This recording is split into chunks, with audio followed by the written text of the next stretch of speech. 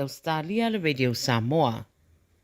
Fasalawina le ala ta fitu Ausetalia ma isi ofisa fasalalau ripoti e au fiai le Hillsong Church. Matua inga faasanga ia i le whaonga ino la fonga mai ona sui Hawaii.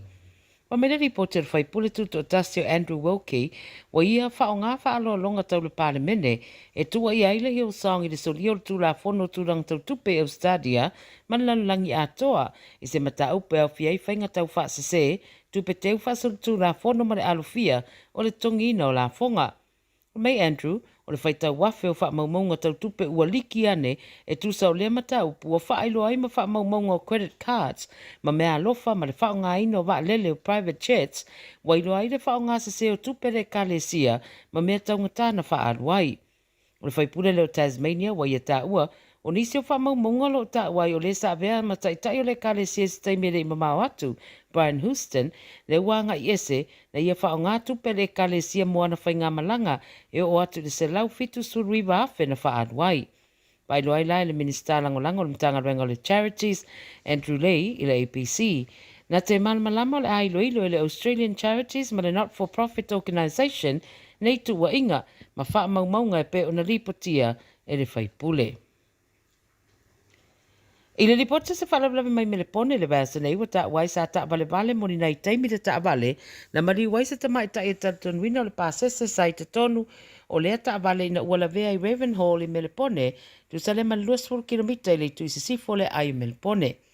Wamania mai e ripoti e le 7 News o le wamari o le pasese to onua i eitangata nei tonu o le ta vale i le taimi le whalawalawe. O le ave ta vale lo whai ana Yesu e suenga leo leo au le pona tu puai le whalawalawe. O li poti o le taʻavale le tuaiga o le Holden na lavea i le lata i le afo le iwa i le pona po pe o le taʻua mai e leoleo. O le ave taʻavale na faamanuʻalia foʻi ma ave le falemaʻi pe i taʻi e le itugani manuʻaga. Ua atoa i loa i le tamaitaʻi ua maliu le toʻaona 18 o tagata maliliu i luga o ala tetele i le setete lenei a loo faia pea nei suʻesuʻega.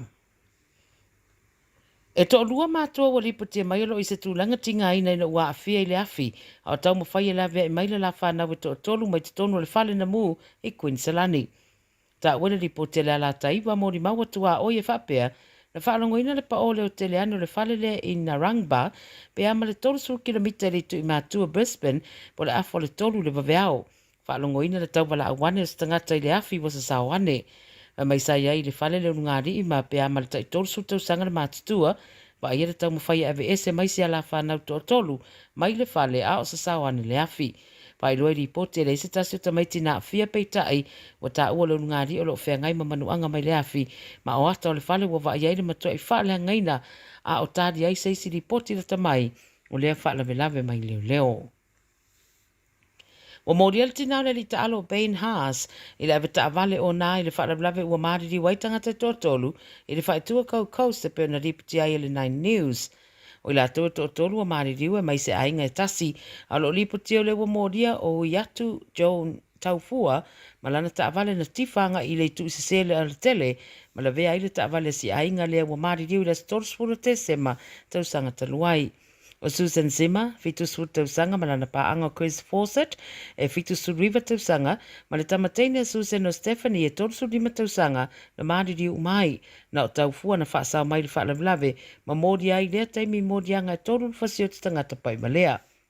Lwasa neina fonga nei modianga o lea tamaita il whamsnonga i Southport, ma toi tu ina lo iei leisi lea modianga whaapopo. Wari te fo le taimi na tupo i le whaalawlawe au lo palola, ma i le mai o le iwa maasina i le whalipui le whaasalanga na tu ina iei, i lo na wha o rima i skula ati i le Star Casino. Whaalea ngaina la le palola ma o lo tau fia pea i le wa inga leo leo. Ma le taramuli muli, o se tinana mawala na tino maniu se whale le tu i mātua Brisbane i leo au le nafi o whaelo mai o na suafo Margaret Smitheram, ma o lana tamatama o Leonard James, o moria nei le whasiotia o ia, ma o leo uri o le soe te tauna tula e le whamsinonga i Pine River. A pesa whamtalanga na whaalongoina e tua oi se vevesi mai le whale lea, a mulimuli ane mawaira tino maniu o le tina.